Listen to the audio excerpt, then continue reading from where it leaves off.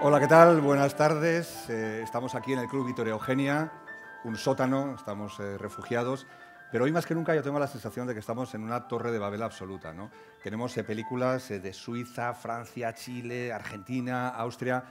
Vamos a hablar muchísimos idiomas, vamos a hablar en español, en francés, en inglés, en alemán, pero yo creo que nos vamos a poder entender porque todos los equipos que tenemos hoy aquí hablan un lenguaje común, que es el lenguaje común del cine. Pero para que esto fluya un poquito más, tenemos que recibir, para que fluya un poco la comunicación, tenemos que recibir a todos los invitados que tenemos hoy aquí con un fuertísimo aplauso.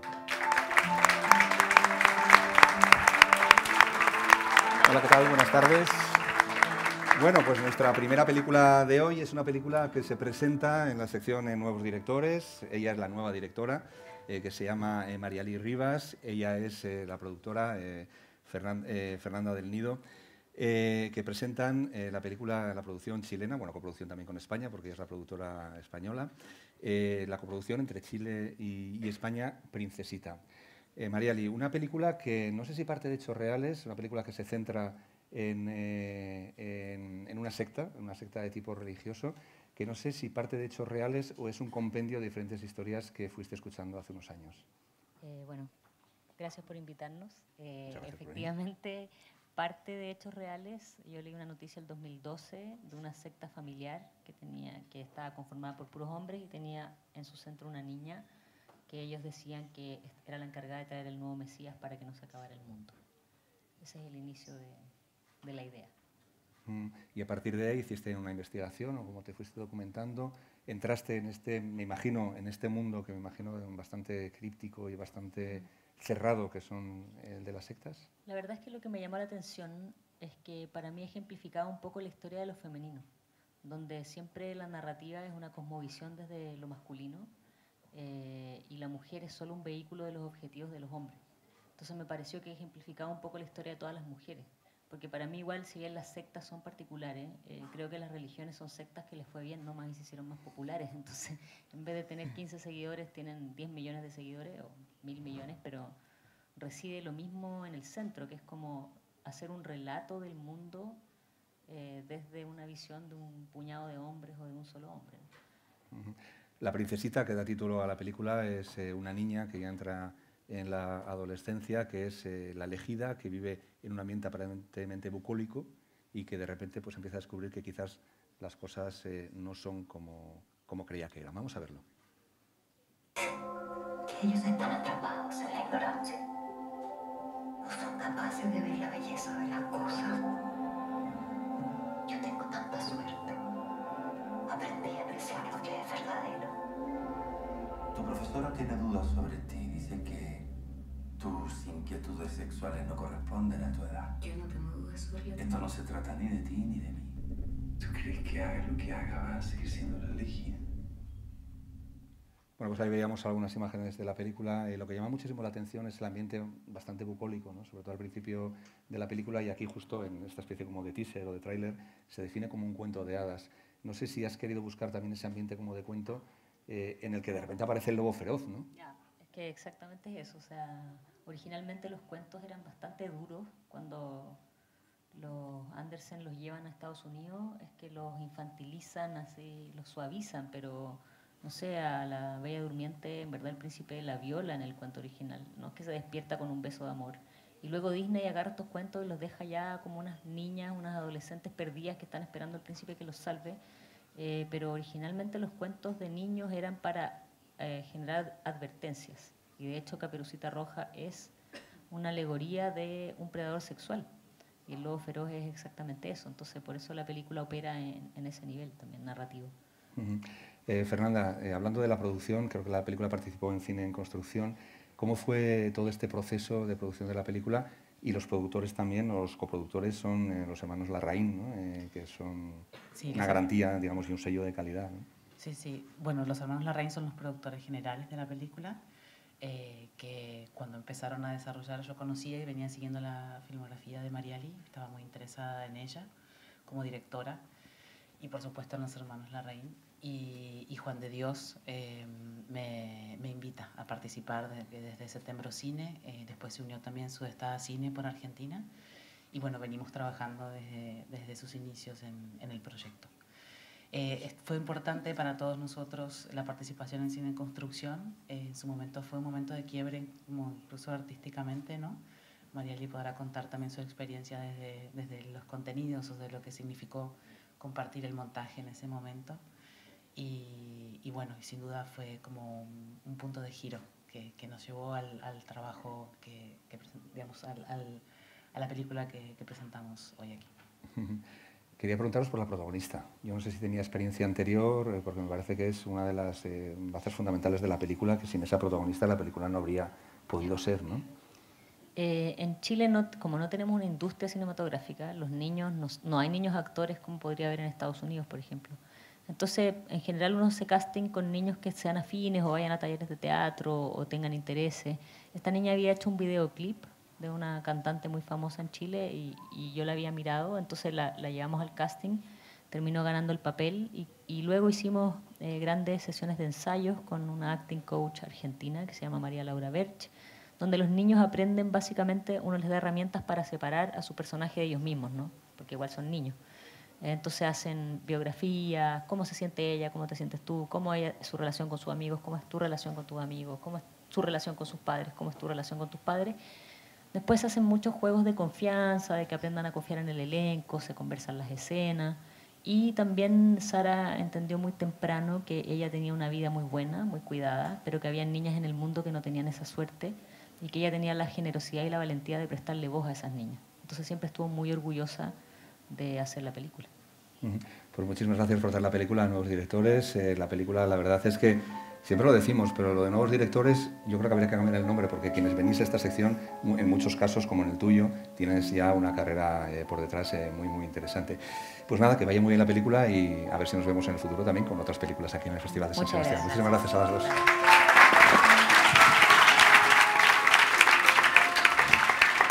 Bueno, pues de Chile nos vamos a Suiza, pero la temática no cambia demasiado porque las protagonistas de nuestra siguiente película son también adolescentes. Muchísimas gracias por venir. Ellos son el equipo de Blue My Mind, una película suiza que se presenta también en nuevos directores. Ella es la directora, Lisa Brullmann, 2 directoras seguidas, lo cual es una buenísima noticia aquí en los encuentros, y ellas son las actrices de la película. Lisa, a mí me da un poco de miedo hablar de esta película porque no me gustaría contar demasiadas cosas, o sea, no me gustaría contar demasiadas cosas del argumento.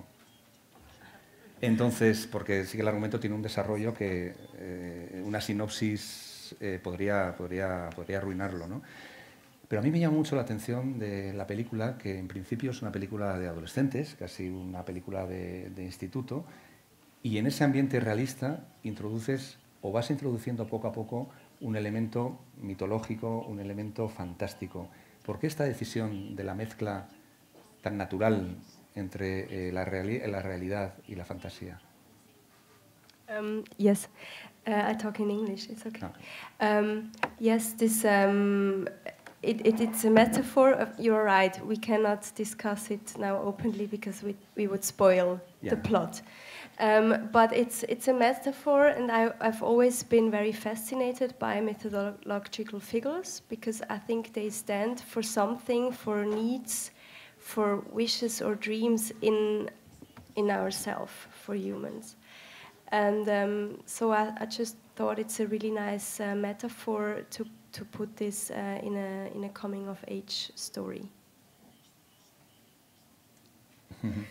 La película es una película sobre un adolescente que experimenta los cambios propios de la adolescencia. Vosotros sois muy jóvenes, tú también eres muy joven. No sé si en la descripción de esta adolescencia y sobre todo en la descripción de las relaciones entre los personajes habéis vertido vuestras propias experiencias. Yes, I mean, first of all, Mia is a fictional character, but of course, if you're writing your first feature, it's not far to seek what you have experienced in your own past.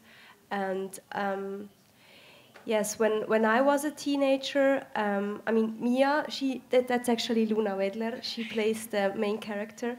And this character feels lonely, a lot of shame, very introverted, but very angry. And I think a lot of women in that age feel the same. And it often leads to being self-aggressive. Women often tend to be self-aggressive. So, and this I know very well of when I was young. And I wanted to tell something about these feelings, you know, and a path out of these feelings, where you become a woman and free yourself from that. Como decías, Luna es la protagonista. Es la protagonista de la película. No sé si tenías experiencia anterior y me gustaría que comentaras cómo ha sido la experiencia de interpretar a esta chica adolescente que experimenta los cambios habituales de la adolescencia, pero todavía más, cambios muy difíciles de asumir.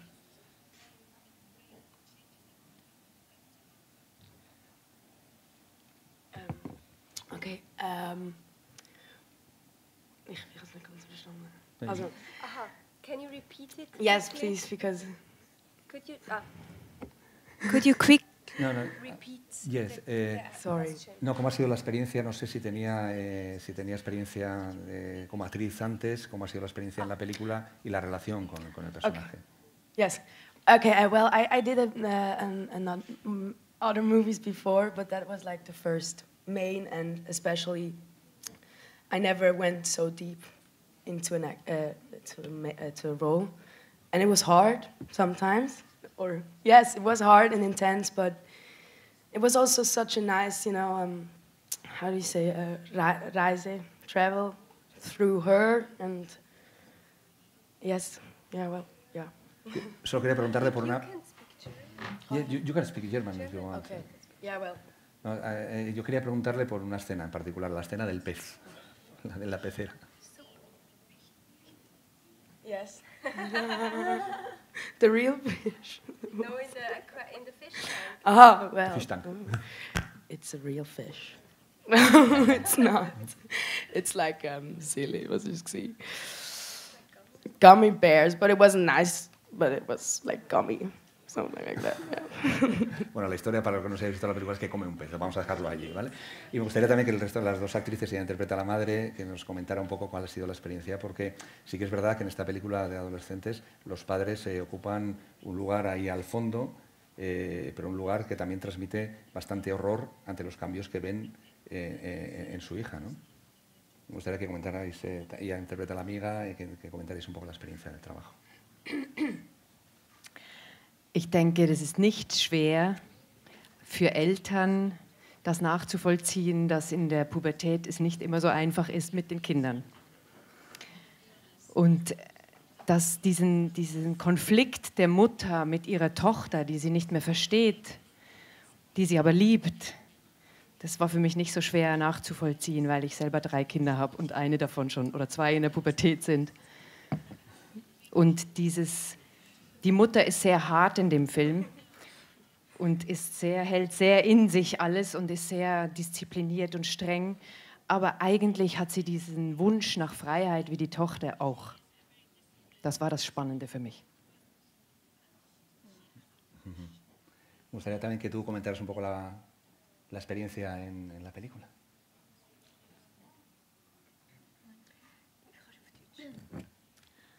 Also jetzt was ich genau?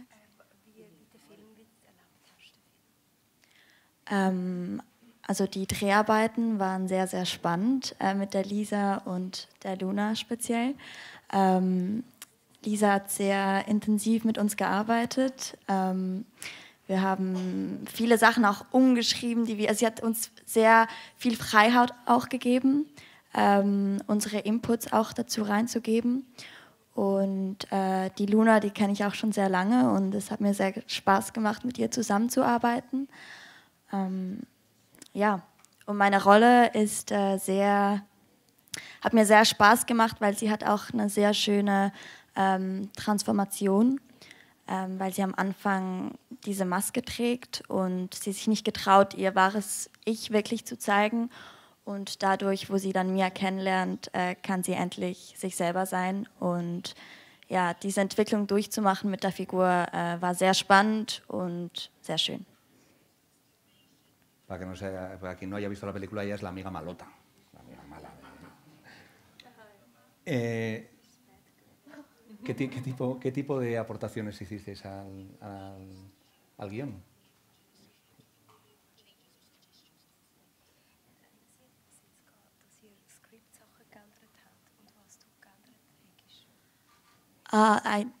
Ich habe nicht wirklich, also inhaltlich Sachen geändert, das sicher nicht, weil nein, das habe ich nicht. Nein, mehr halt, wenn wir in der Situation waren und da irgendwie noch was aus uns rauskam, wo wir gerade dachten, dass sich das gerade richtig anfühlt. Genau, und den Dialog, den wir irgendwie in der Jugendsprache so sprechen, obwohl sie auch sehr nah an uns dran ist eigentlich, aber wo wir dann ja manchmal auf unsere Art und Weise sagen konnten. Bueno, pues muchísimas gracias. Me sorprende que te haya llamado un poquito mayor, que haya dicho que eres demasiado mayor. Imagínate lo que soy yo. O sea, muchísimas gracias por este rato. Siento haber sido un poco crítico con respecto al argumento, porque insisto que es un argumento que se puede destripar simplemente con comentar la sinopsis. Muchísimas gracias, muchísima suerte con la película y muchísimas suerte en el futuro.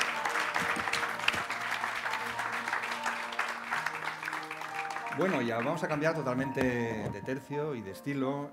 Nuestra tercera parada de hoy se titula Calipatria, o Calipatria, no sé muy bien cómo pronunciarlo. Es un cortometraje que se presenta en Zabaltegui. Ellos son sus directores, Gerhard Trelm y Leo Kalitze.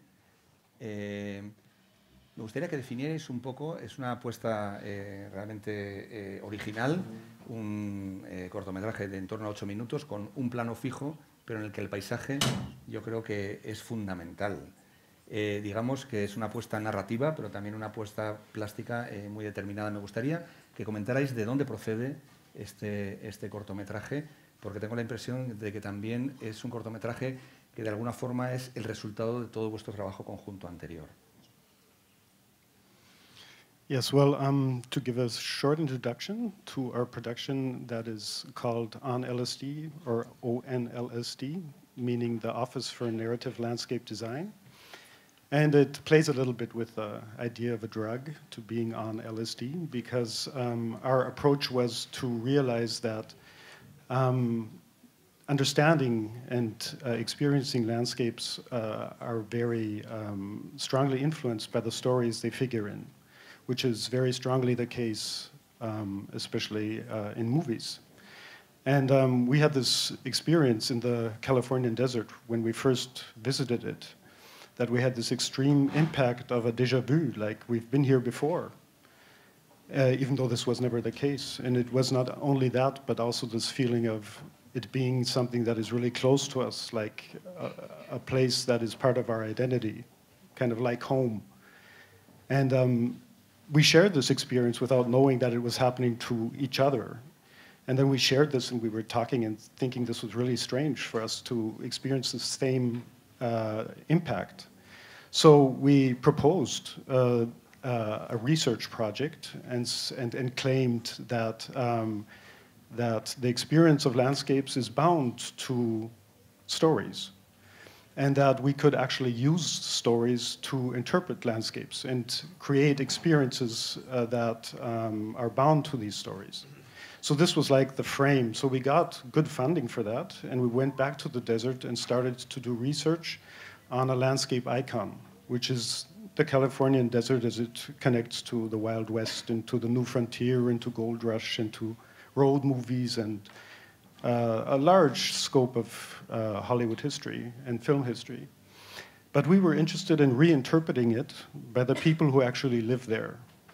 So we did a movie, short movies, after we had interviewed people who live there and showed the meaning of the deserts within their stories. And we portrayed the deserts on that basis in a series of short films, which we presented previously in the past years as a compendium of short stories entitled Eden's Edge. And that actually attracted a lot of interest in this approach, because it is also not only about portraying, but developing film as a tool for landscape interpretation. which is kind of shifting it away from the screen, even though we use the screen for documentation, but we actually want to apply it. And our first application that we wanted to present is within a desert prison, to change the situation of a prisoner who is there for a lifetime by his own story and attract one of a significant experience of a landscape within his history to the prison garden, and translate the meaning of something that is significant to him in another landscape into the prison. And I don't want to reveal how this happens, because we designed the narrative so that could happen within this short story. Mm-hmm. Bueno, este es el planteamiento. Vamos a ver algunas imágenes para ponerle pues imagen. It all started with a newspaper ad from a guy looking for a hand in Alaska. What's in Alaska? My girlfriend asked. Why go there? She asked as if I'd known. It's a bit hard to explain. Ahí estaba la prisión que comentaba él. La historia es real. Se dice al principio que la historia es real. Es una historia que conocisteis vosotros en estas entrevistas, ¿verdad?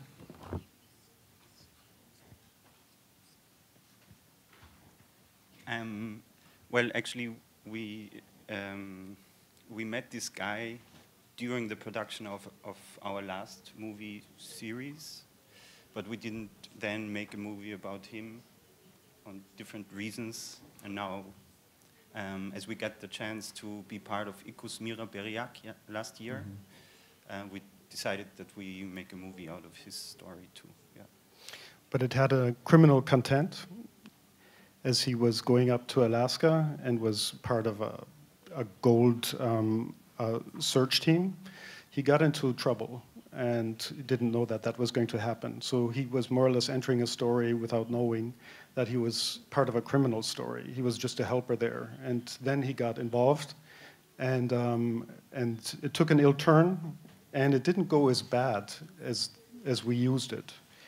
We manipulated it so we could put him into the prison. So it's we use a real story, and then we exaggerated it for the purpose that we were directed towards. Citaba él la experiencia en Ikus Mira Berriak. ¿Cómo fue esta experiencia? ¿Cómo os llegó? ¿Y cómo ha sido un poco esta vivencia? ¿Y cuánto de importante ha sido para la producción de la película? Well, it was vital. I stayed here.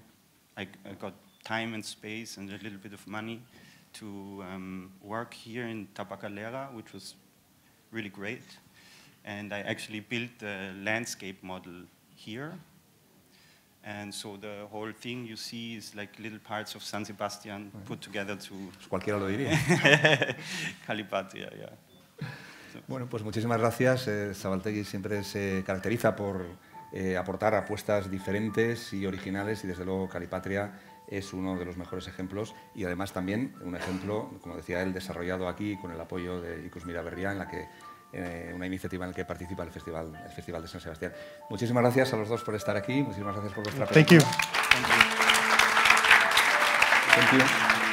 Thank you. Bueno, empezamos en Chile y nos hemos trasladado ahora a Argentina. De Argentina viene otra película de la sección Nuevos Directores. Se titula Tigre, pero el tigre no se refiere a ningún animal, sino el tigre se refiere al delta del Tigre, que está muy cerquita de Buenos Aires. ¿Tienes calor, Ulises? Sí, estoy bien. Todo ¿Sí estás bien? Él es el director, uno de los directores de la película. Ulises Porra, falta la codirectora de la película. Exacto. Y ellos son los productores de la película. A mí, fíjate, me ha pasado una cosa viendo vuestra película. El año pasado estuve en el Delta del Tigre, fui a Buenos Aires, unos amigos me llevaron al Delta del Tigre y yo lo vi y dije, qué buen lugar para rodar una película. Y luego, unos meses después, me he encontrado con la vuestra.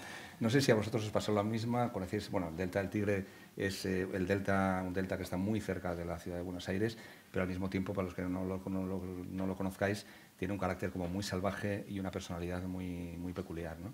¿Fue el paisaje el que os llevó a hacer la película? Como en mi pensamiento, lo que pasa es que yo no tengo talento y vosotros sí. ¿Qué tal? Bueno, buenos días a todos. Sí, de hecho, la idea de la película le surgió a Silvina, que no pudo estar aquí, en un viaje que pasó creo que un mes en el Tigre, en una casa, y como tú dices, es un lugar que de alguna manera hace que afloren ideas, sensaciones, y ella empezó a escribir una serie de cuentos, de relatos cortos, a partir del lugar, y eso poco a poco se fue transformando en un guión con el tiempo, digamos. Pero sí, es un lugar realmente muy sugerente, el delta del Tigre. Es un delta con muchas islas, ríos, agua marrón, no puedes ver lo que hay debajo del agua, y que está sujeto a mareas que hacen que las islas de pronto queden cubiertas por el agua, entonces las casas tienen que estar levantadas en pilotes, y es bastante mágico. Bueno, ahora seguimos hablando del delta del Tigre, pero vamos a ver algunas imágenes de la película. Vos decís que esta gente te puede sacar la isla. Lo importante es que encuentren la casa habitada. Además, yo tengo a mi hijo. Pero si estamos acá no nos pueden echar, ¿o no? Te juro, no sé. ¿Qué hacemos de tu vida?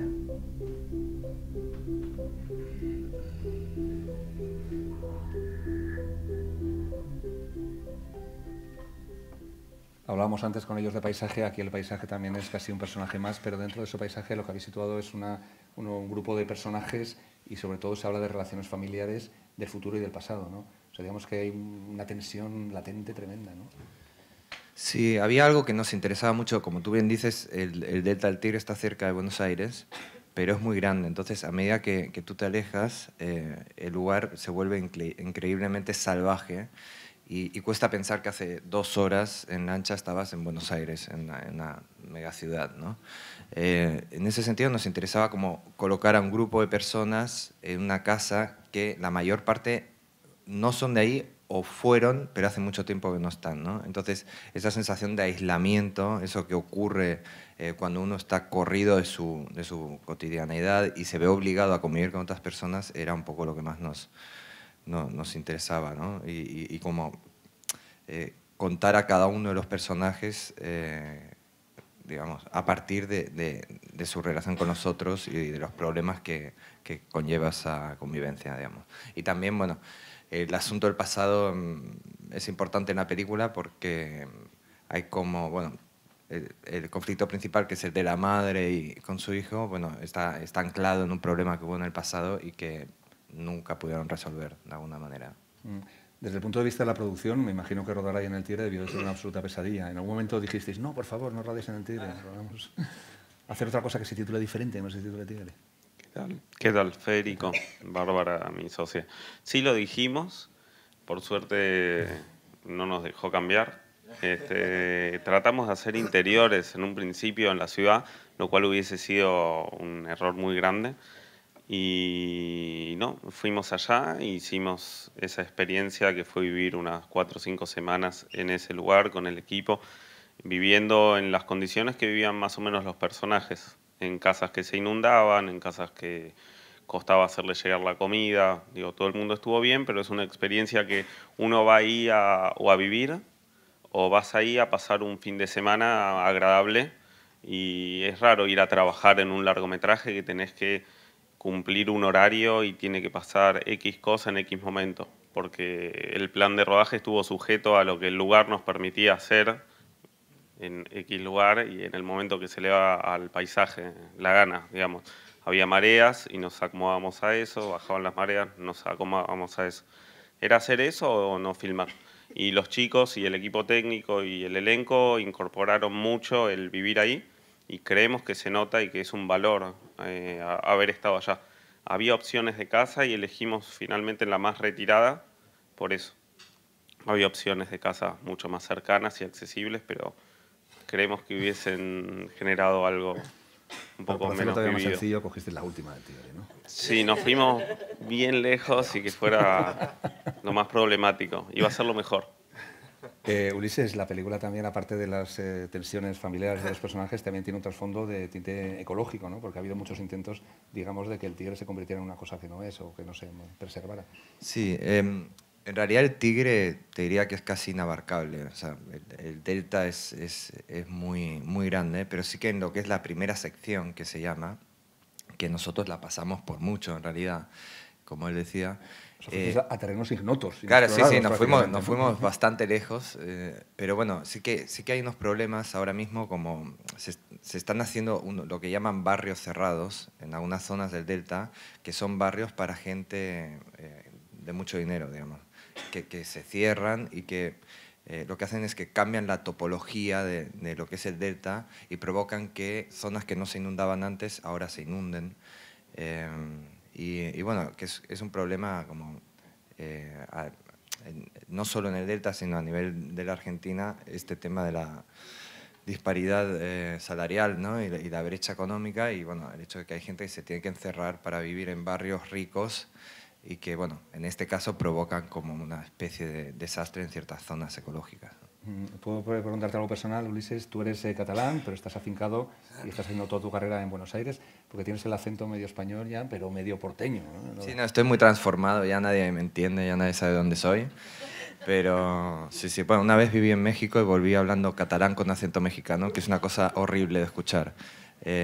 Así que sí, bueno, vivo en Buenos Aires desde hace 8 años ahora.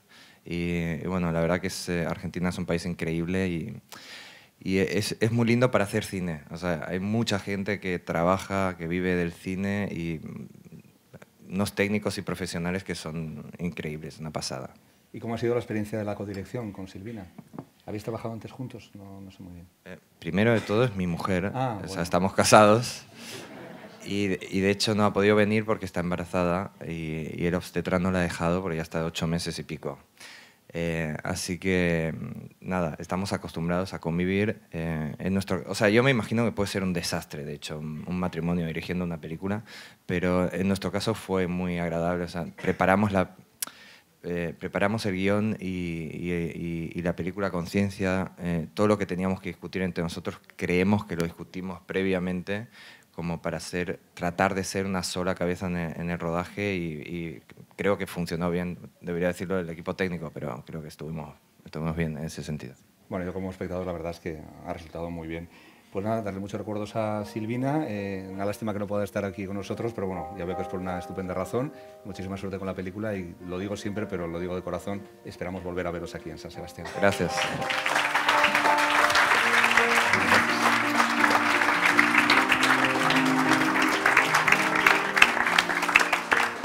Y ahora volvemos a la primera mesa, pero han cambiado los protagonistas. Xavier, bienvenido. Merci pour être venu. Bienvenido.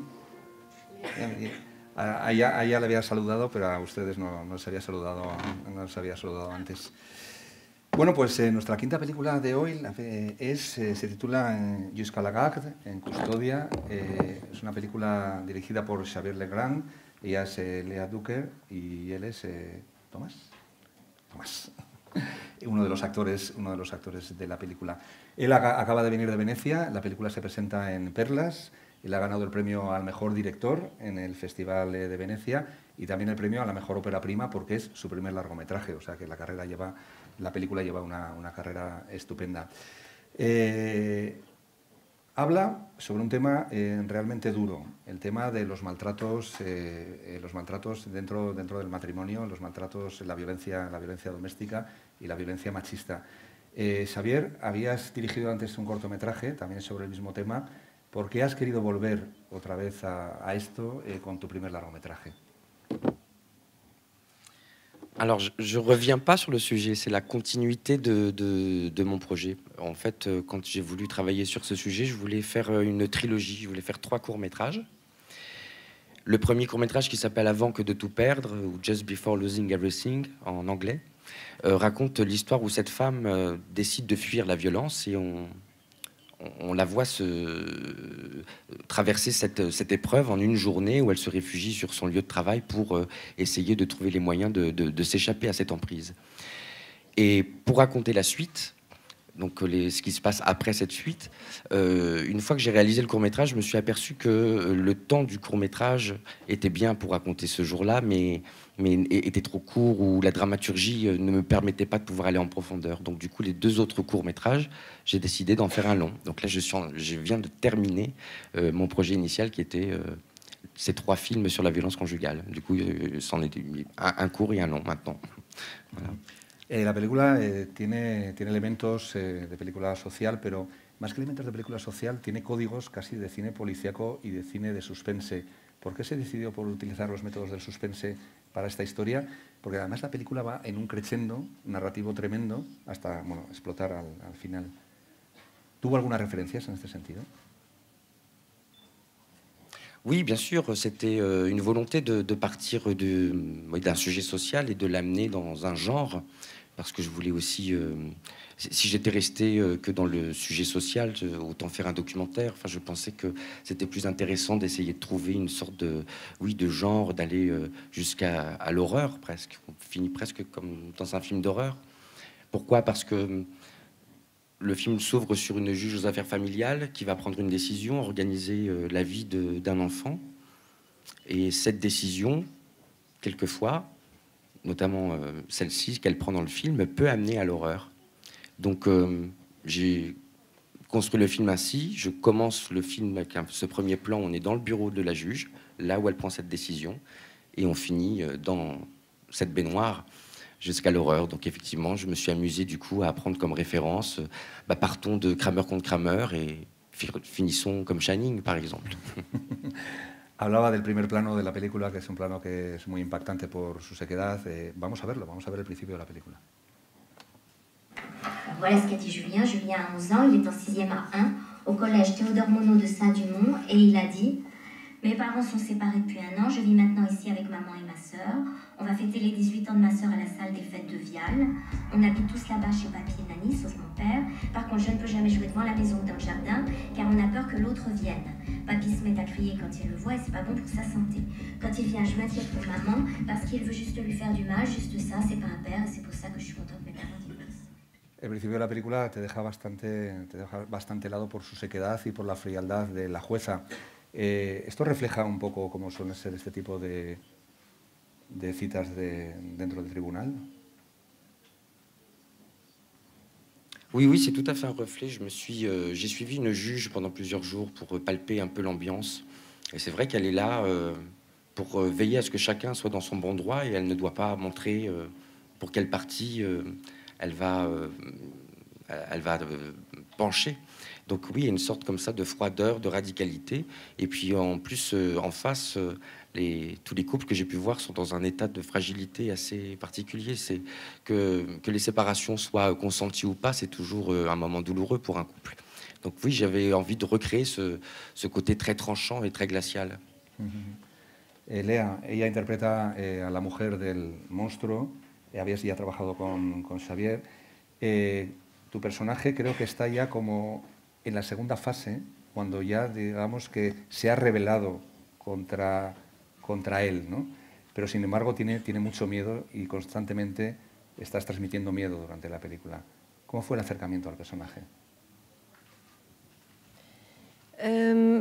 J'ai fait confiance au scénario et aux situations du scénario qui étaient très fortes.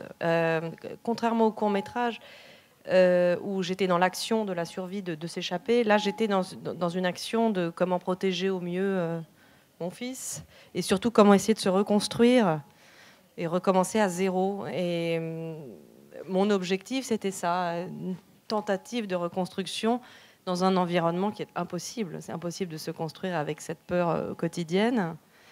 Et en même temps, il faut avancer malgré tout. Donc, je me suis laissée traverser par les situations. Et il y avait la présence aussi de Thomas, qui était mon partenaire principal dans toutes les séquences. Et c'était une expérience un peu unique et exceptionnelle. Et c'était la première fois que j'avais à prendre en charge des scènes très dramatiques, mais accompagnée de Thomas, qui était très jeune. Donc, on les prenait en charge ensemble.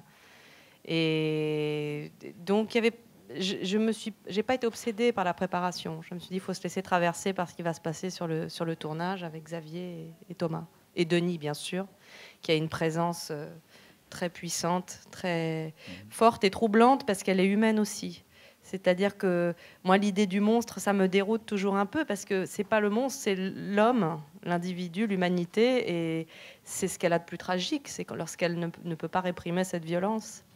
Et c'est ça qui m'intéressait beaucoup dans les objectifs de Xavier en tant que réalisateur et en tant que narrateur. Tomás, ¿cómo ha sido el trabajo? Porque la verdad es que tienes mucho miedo durante toda la película. ¿Cómo o qué trucos usaste para transmitir tanto miedo?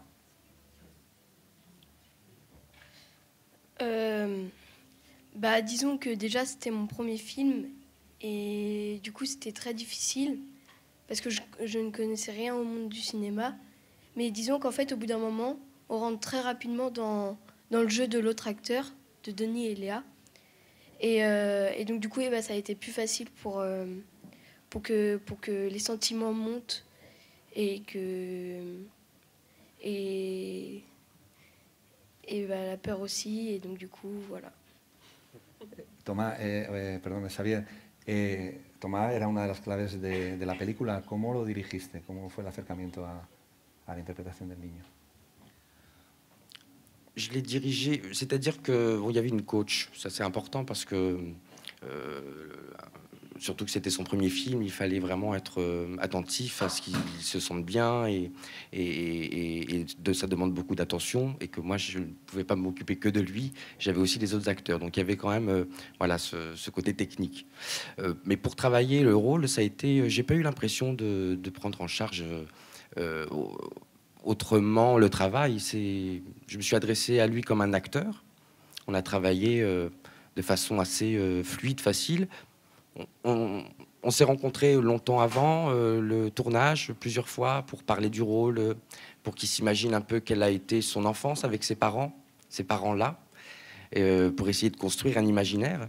Et après, sur le tournage, on était situation par situation. Et moi, j'aime bien diriger plutôt techniquement, plus bas, par le plus rapide, mais un silence.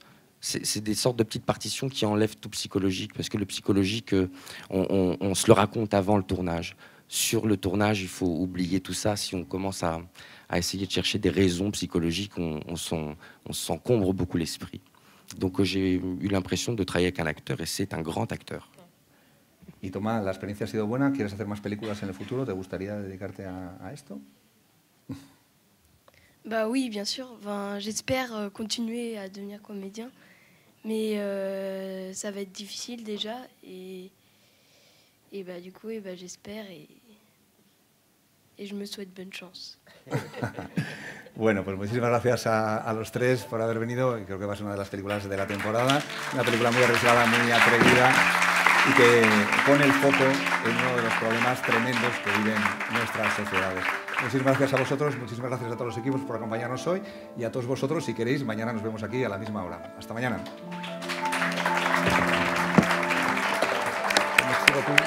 Muchas gracias. Sí.